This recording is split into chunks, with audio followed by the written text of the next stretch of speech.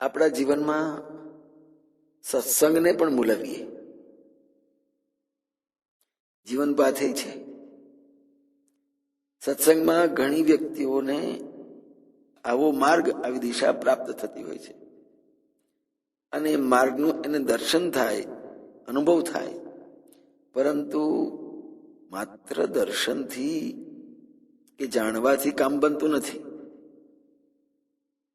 બીજ છે, બિયારણ જેને કહીએ, એને હાથમાં ને હાથમાં રાખવાથી કોઈ લાભ થતો નથી.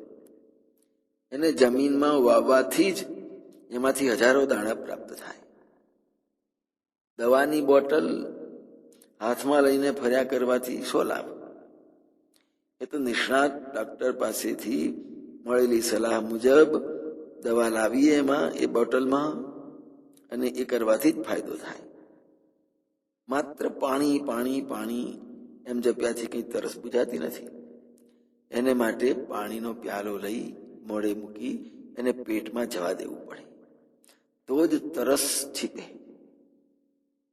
સાચા જીવનની કેડીની વાત સમજ્યા પછી એ માર્ગ ઉપર ચાલવાનું શરૂ કરી દેવું, એ જ સાચો માર્ગ, એ જ સાચો પુરુષાર્થ અને એ જ સાચી સાધ.